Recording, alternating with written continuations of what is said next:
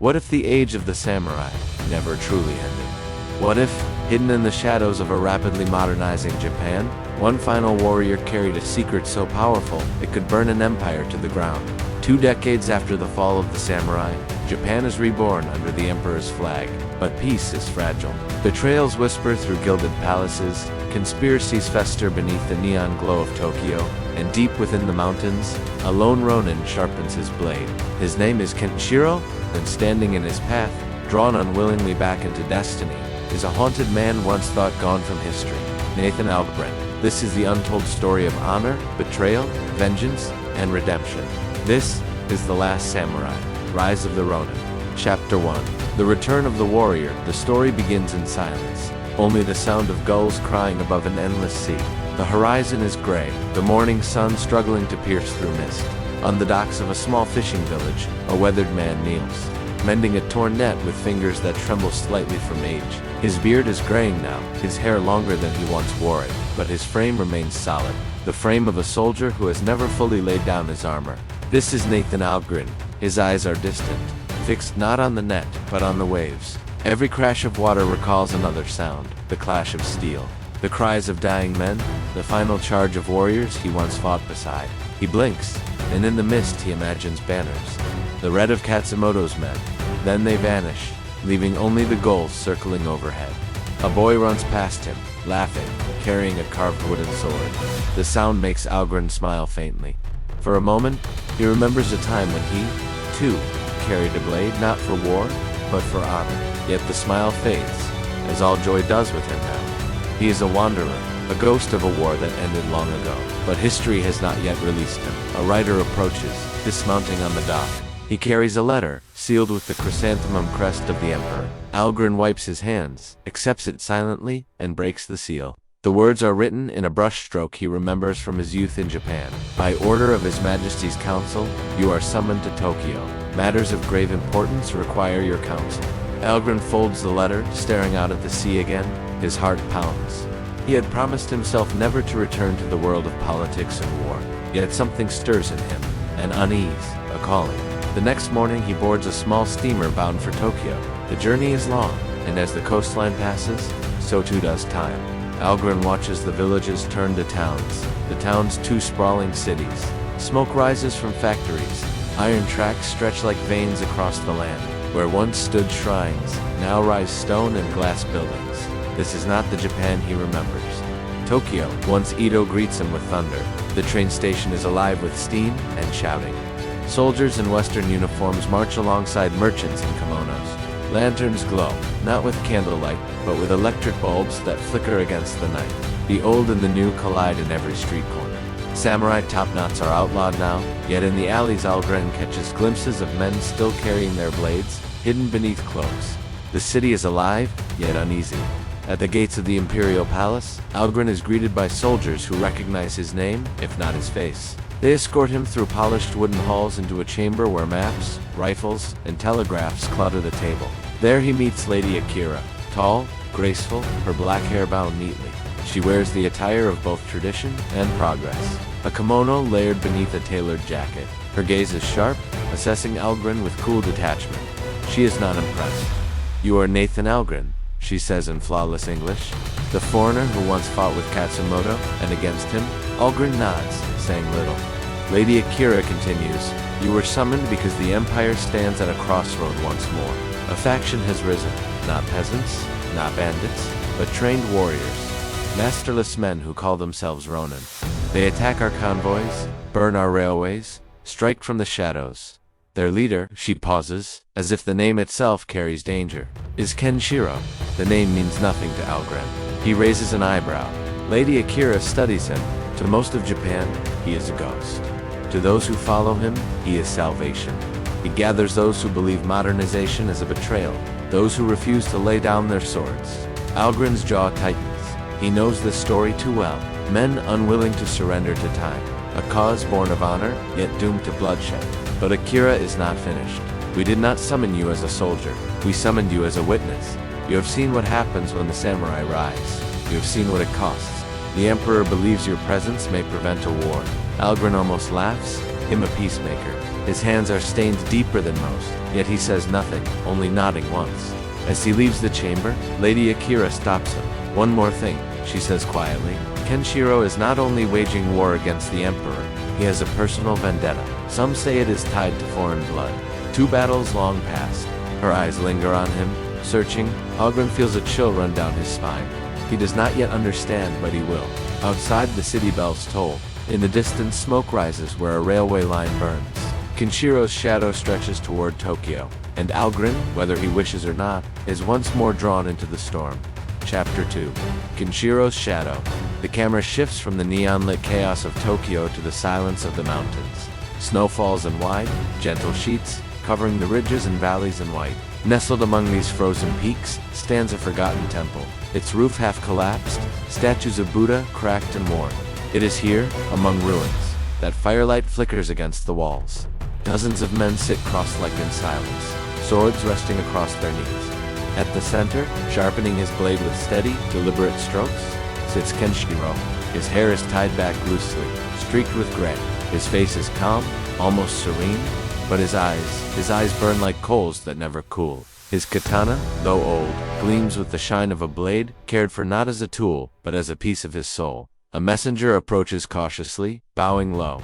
Another convoy has left Tokyo, bound for the port. Rifles, ammunition, food. Kenshiro does not look up. He continues sharpening the blade, the sound of steel against stone filling the temple. Only after a long silence does he speak.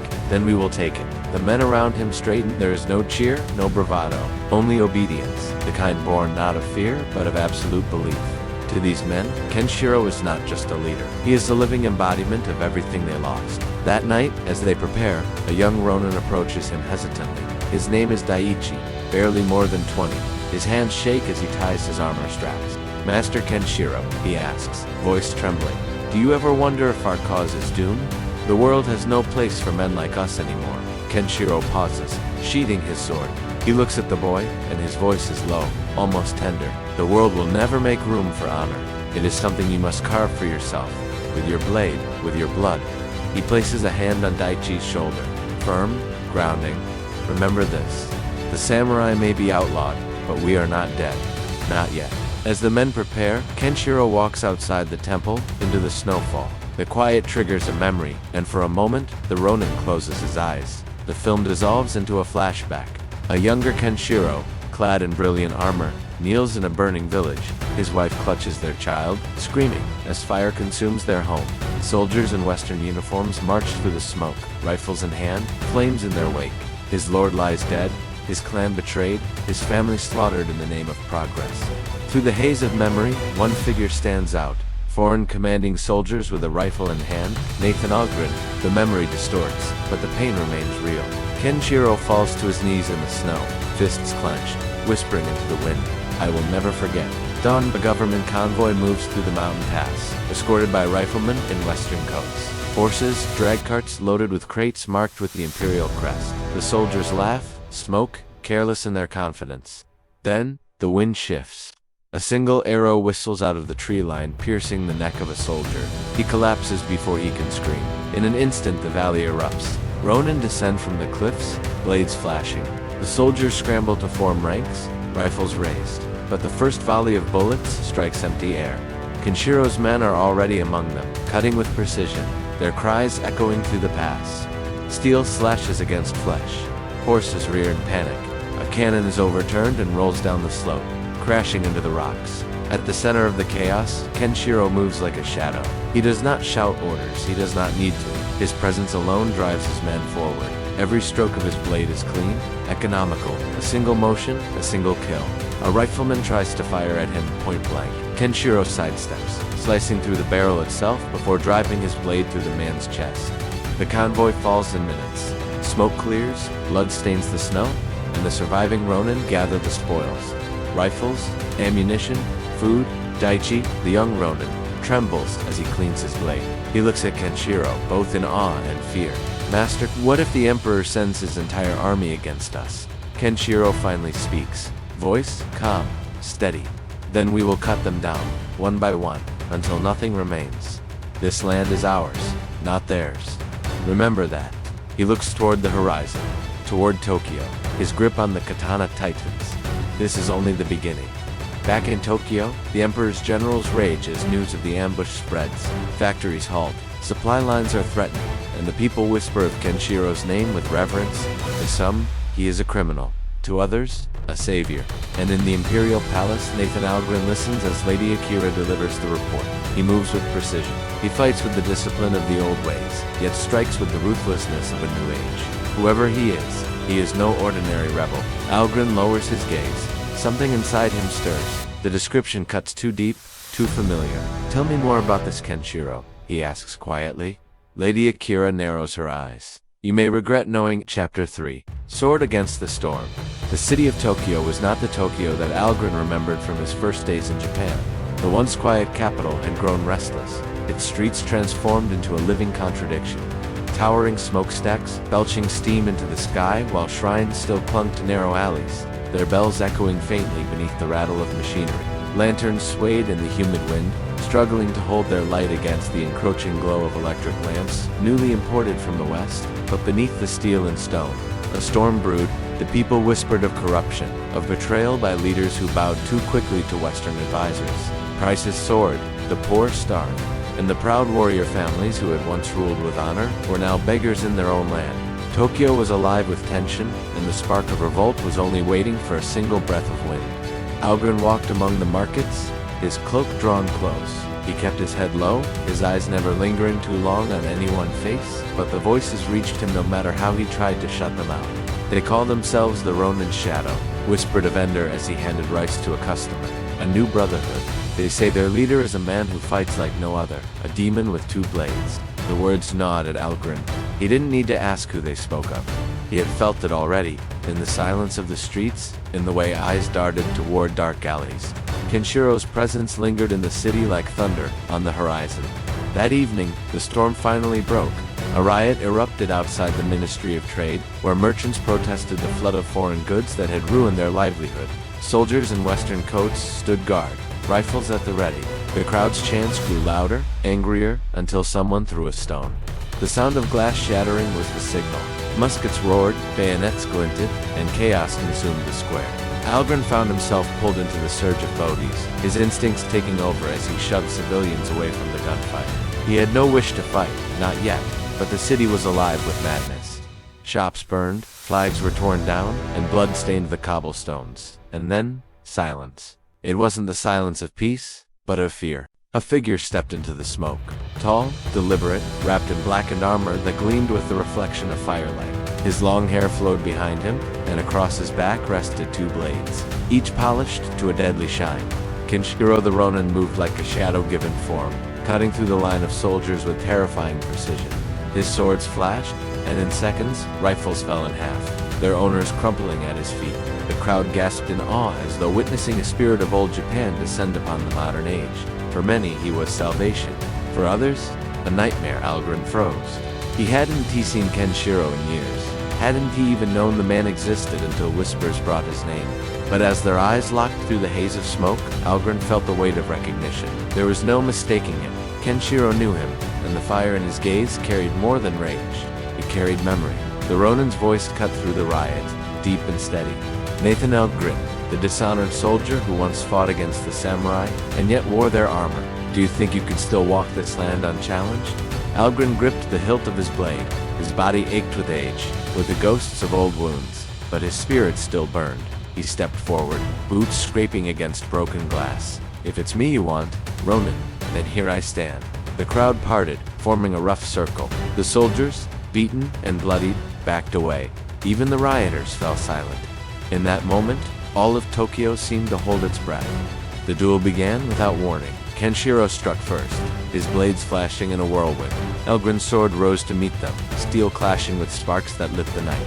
Each strike carried the weight of decades of training, and yet Algren matched him blow for blow. His movements slower than they once were, but fueled by hardened resolve. The fight tore through the square, up stone steps, across burning carts, even into the shallow waters of a fountain, now stained red. Kenshiro's style was merciless, a storm that sought to overwhelm, while Algren fought like a mountain against the wind, steady, unyielding. Their blades locked, faces inches apart. Kenshiro's voice was a hiss of fury. You carry sins?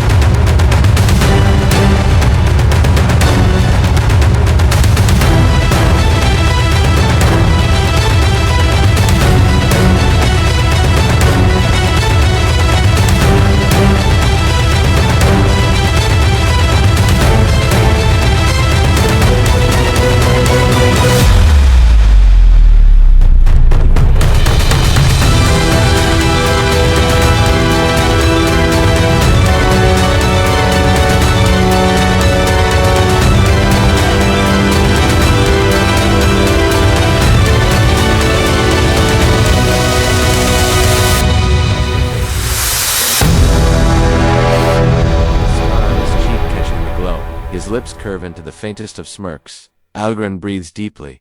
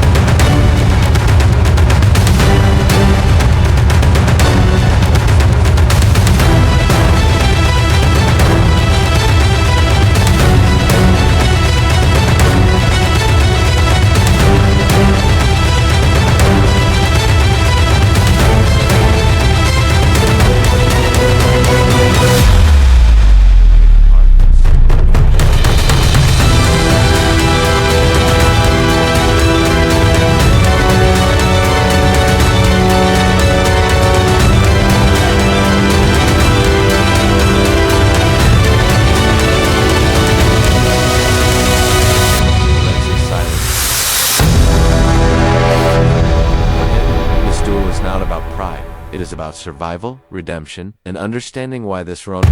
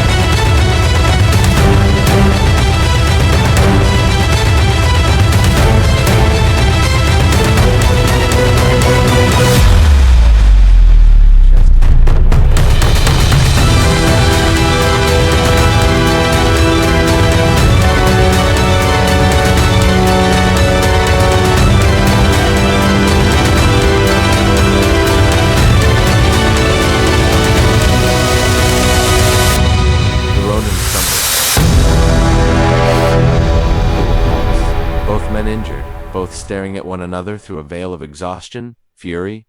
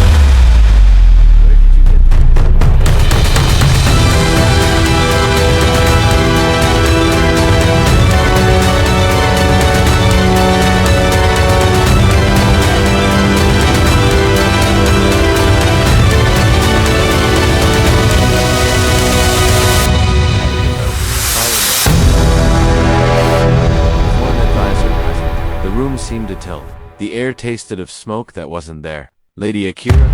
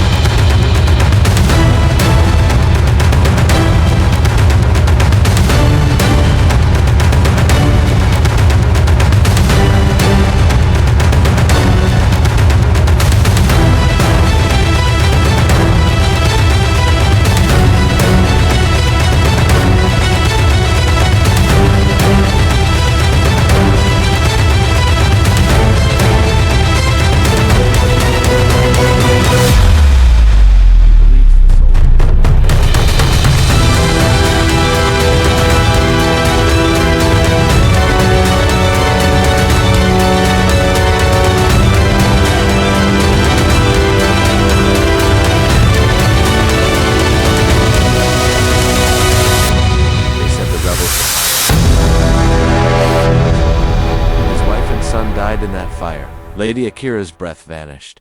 She turned, knowing before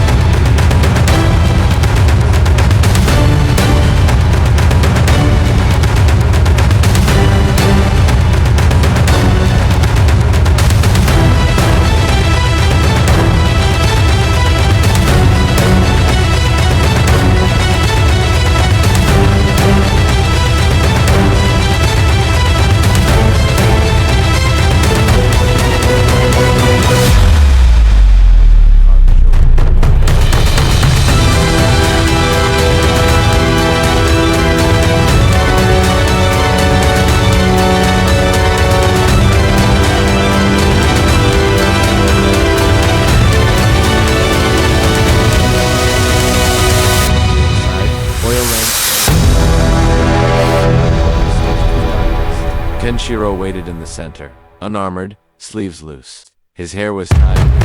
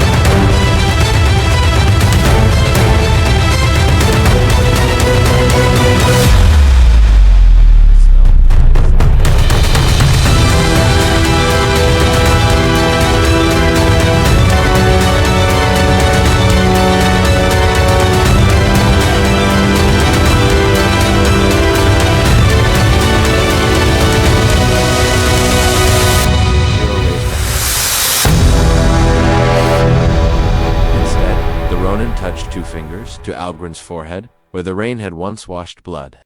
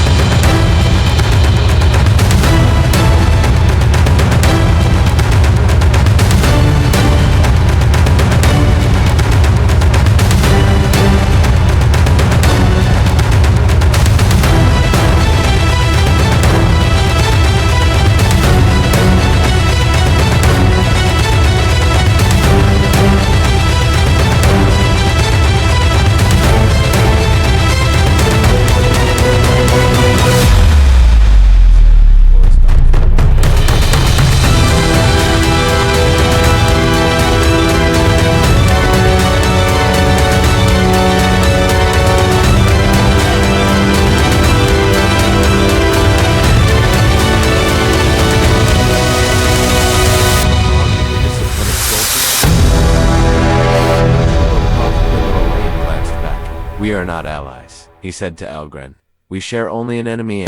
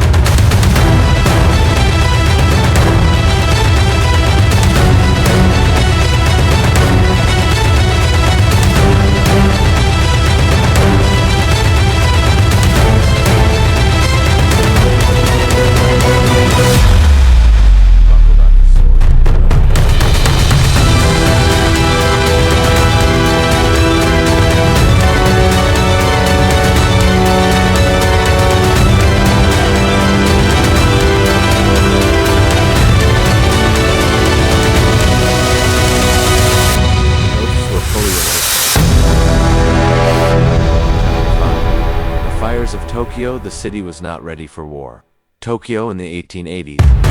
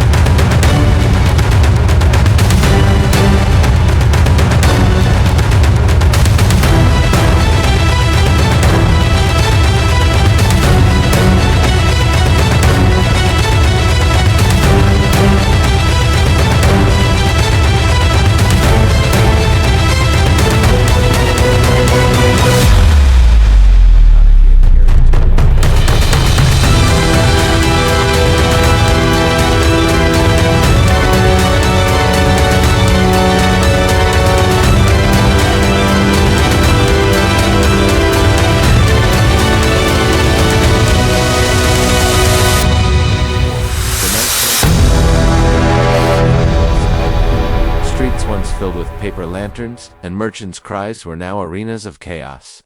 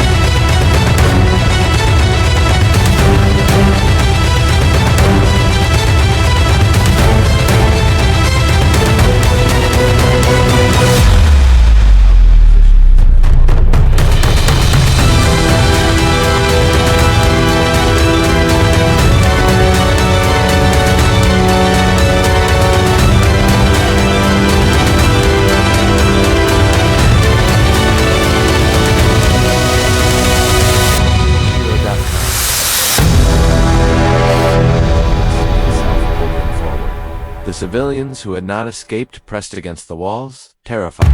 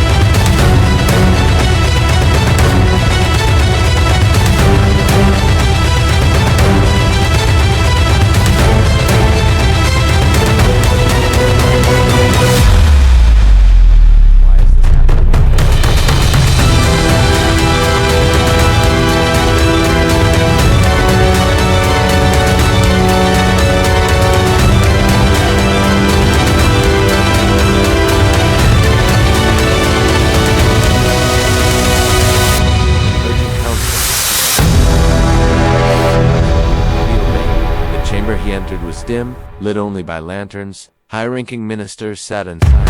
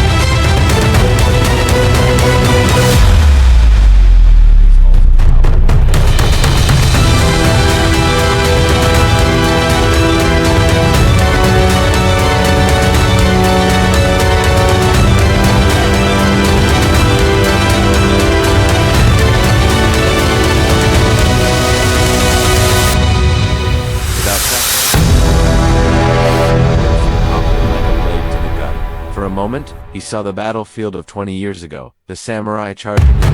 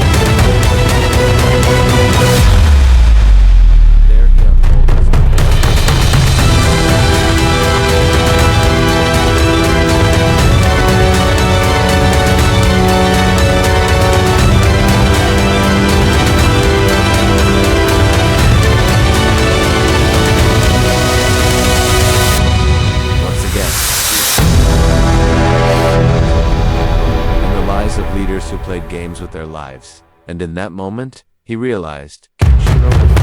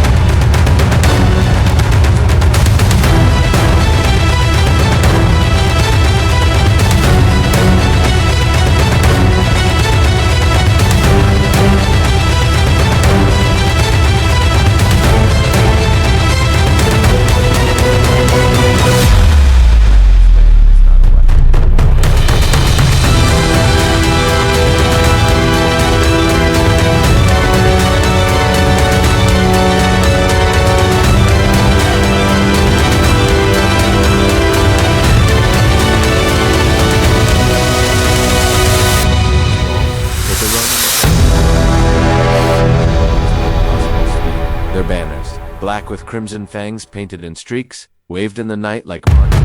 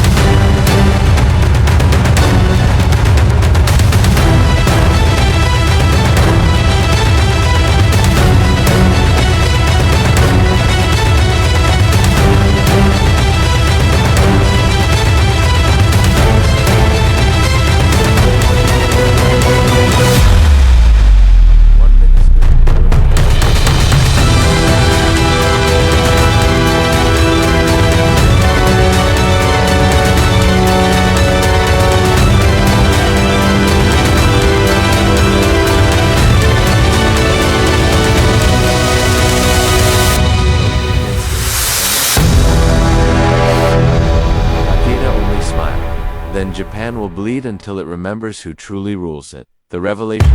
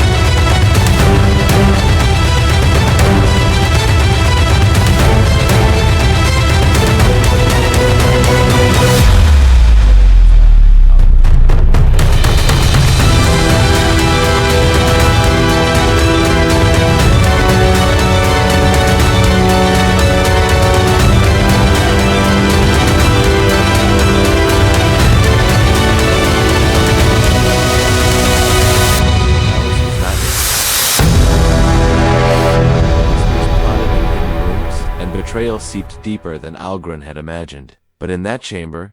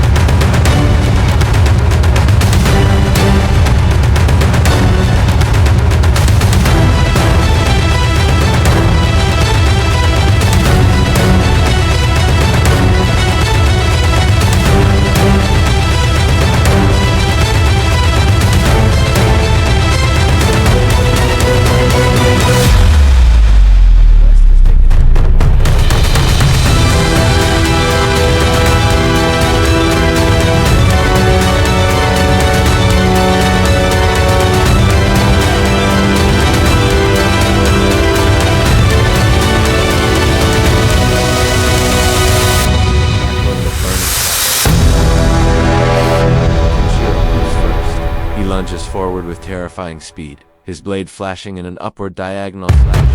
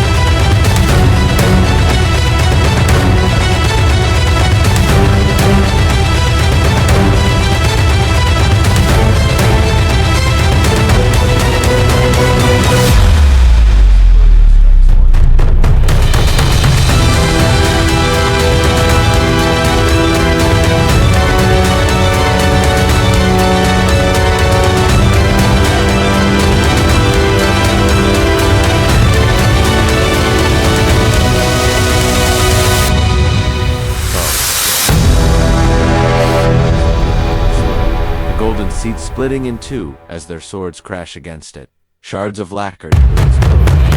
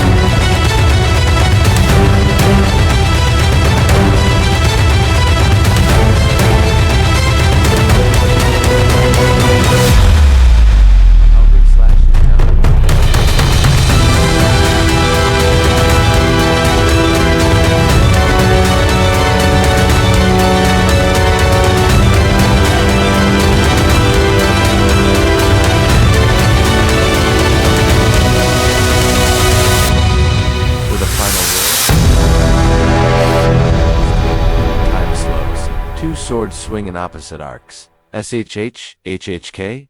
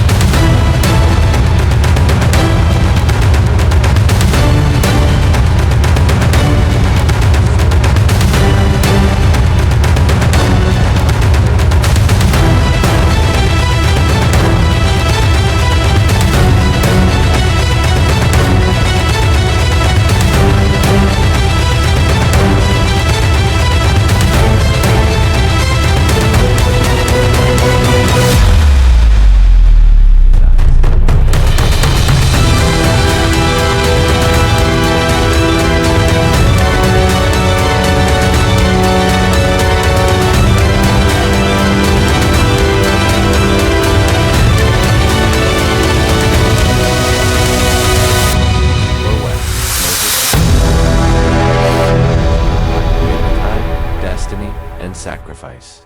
Kenshiro's final breath left him with the faintest.